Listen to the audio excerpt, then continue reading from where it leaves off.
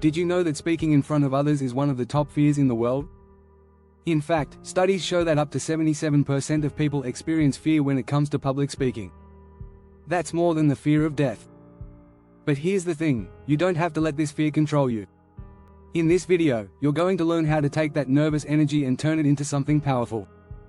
In the next few chapters, we'll dive into proven strategies that will help you overcome social anxiety and become a great speaker. We'll talk about how to boost your confidence, use your body language to your advantage, and manage your nerves when they try to get the best of you. You'll also discover how to connect with your audience in a way that makes you stand out, and how to handle the anxiety that comes after a speech. Whether you're speaking in front of a crowd or just in a small meeting, these tips will give you the tools you need to speak with confidence. So, if you're ready to stop letting fear hold you back and start owning every speaking moment, keep watching. You'll be surprised at how quickly you can start feeling more comfortable and in control. Let's dive in. Chapter 1. Unlock your inner confidence. Ditch the fear. Do you freeze up before speaking in public? You're not alone. Around 75% of people suffer from some form of social anxiety, especially when it comes to speaking in front of others. The first step to overcoming this fear is realizing that it's normal. In fact, even the most seasoned speakers experience nerves. One of the best ways to overcome that fear is to focus on preparation. Knowing your material inside and out is your secret weapon. When you feel confident in what you're saying, it takes away the uncertainty that feeds anxiety. But here's the trick, the most confident speakers don't just prepare for what they'll say, they prepare for how they'll feel. Practice self-affirmations to shift your mindset. Repeating positive statements like, "I am calm, I am confident," sends a powerful message to your brain.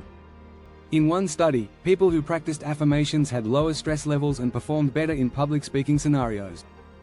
The next key strategy is visualization. Imagine yourself speaking confidently, engaging the crowd, and handling any curveball questions with ease. This works because your brain processes vivid mental images the same way it processes real-life experiences. A powerful visualization can turn that fearful, "what if," into, "I've got this." Finally, consider adopting a power pose.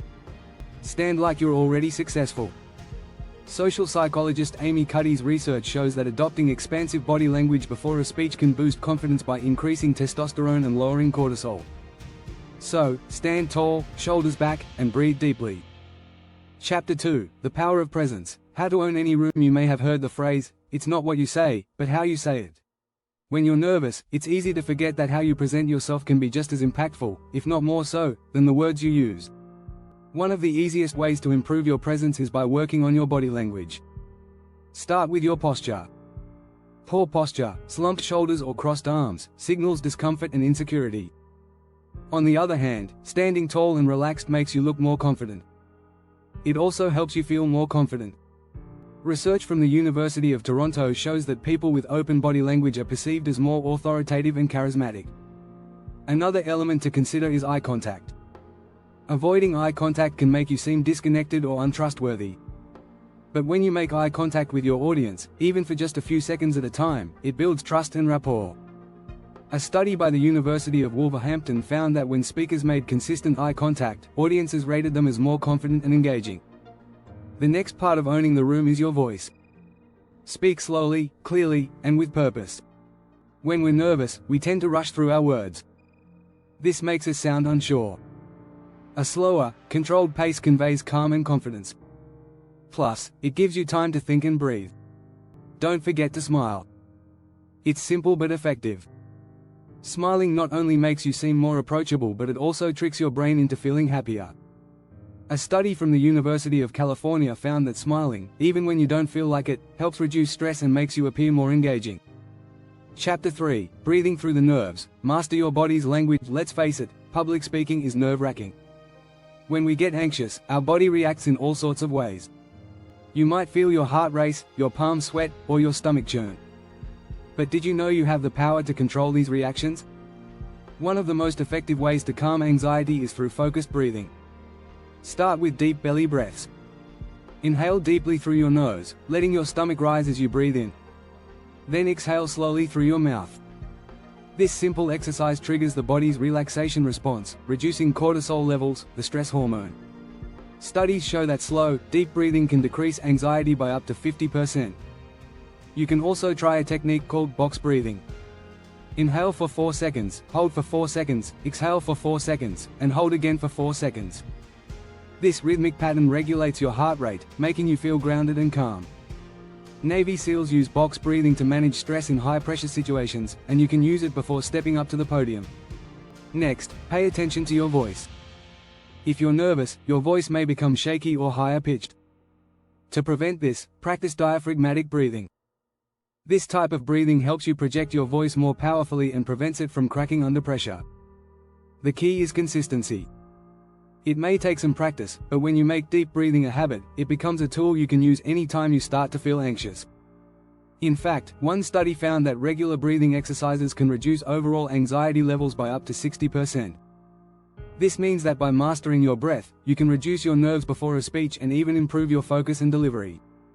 If you're enjoying these tips, make sure to hit the subscribe button and turn on notifications. You don't want to miss the next part where we'll dive into how to turn your fear into fuel for success. Chapter 4: Your Mind's Eye. Turning fear into fuel. Fear is a natural part of speaking in front of others. But what if you could turn that fear into something positive?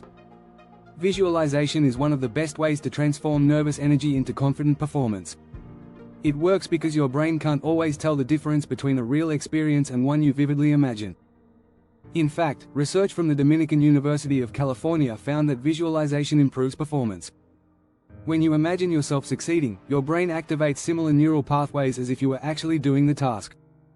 This means that every time you picture yourself confidently delivering your speech, you're training your brain for success. The technique is simple. Close your eyes, breathe deeply, and imagine yourself on stage. Visualize your movements, your speech, and even the audience's reactions.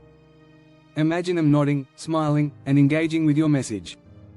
Picture yourself handling tough questions with ease, or making an unexpected joke that lands perfectly. The more specific you are in your visualization, the more real it becomes. But don't stop there. Use visualization as a tool for coping with potential mistakes. If you fear forgetting your lines, visualize a moment where you gracefully recover. Visualizing solutions to problems prepares your mind for action and helps you stay calm when things go off script. You can even use a technique called mental contrasting. This involves visualizing the best-case scenario, followed by the challenges that may arise, and then brainstorming ways to overcome them. A study by psychologist Gabrielle Oettingen showed that this method boosts motivation and resilience. It's about mentally rehearsing success while preparing for the obstacles. Visualization is your mental rehearsal. The more you practice, the more natural it becomes, and the easier it will be to step into your speaking role with confidence. Chapter 5: The Speak Up Zone. From isolation to connection. One of the biggest challenges for many public speakers is feeling isolated or disconnected from their audience. The key to overcoming this? Building authentic connections with the people you're speaking to. It's easy to feel nervous when you're focusing on yourself, but the best speakers shift their attention to the audience. Start by focusing on the present moment. When you're speaking, avoid distractions like thinking about how you're being perceived. Instead, pay attention to how your audience is responding. When you engage with them, you naturally shift the focus away from your own nerves. Another important strategy is active listening. Even as you speak, listen to your audience's reactions. A slight nod, a smile, or a moment of silence can tell you a lot about how they're receiving your message. This helps you adjust your tone, pace, and content in real time. Studies show that speakers who actively respond to their audience's feedback appear more relatable and engaging. Also, don't be afraid to make your audience feel like a part of the conversation. Ask questions, share personal anecdotes, or even invite them to participate. In her book The Charisma Myth, Olivia Fox-Cabane talks about how making others feel important is key to building rapport. When people feel heard and seen, they're more likely to engage with what you're saying. Moreover, using humor can create a shared experience. It's a great way to break the ice and create an instant connection with your audience. A 2014 study published in Psychology of Aesthetics, Creativity, and the Arts showed that humor increases both liking and trust, which are key components of connection. Just be sure to keep it light and appropriate. Lastly, practice empathy. Understand that your audience wants you to succeed. They are not there to judge you, they're there to learn from you. When you embrace this mindset, it's easier to feel connected to them.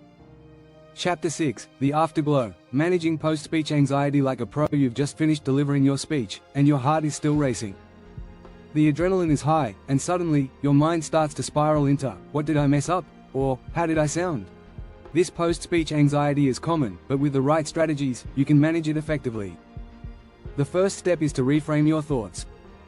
Instead of focusing on mistakes, shift your focus to what went well.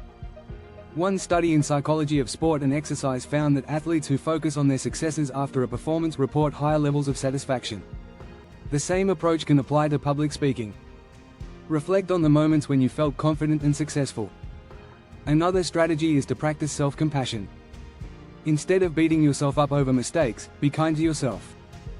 According to psychologist Kristin Neff, practicing self-compassion reduces anxiety and increases resilience. Remind yourself that you're human, and even the most skilled speakers make mistakes. It's part of the learning process. It's also important to give yourself time to decompress. Many speakers feel the need to immediately analyze their performance. But stepping away from the speech for a little while can help you gain perspective. Take a walk, grab a coffee, or simply relax.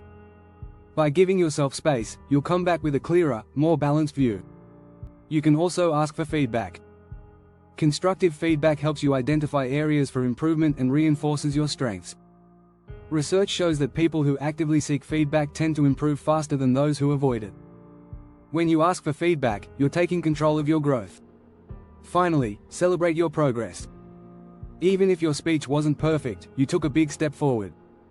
Acknowledge your effort and reward yourself for facing your fear.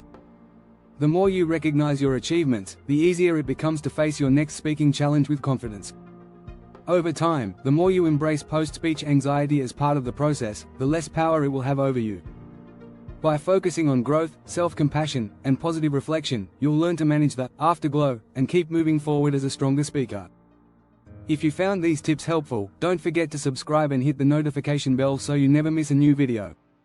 You're on your way to becoming a confident, powerful speaker, and I'm excited to help you get there.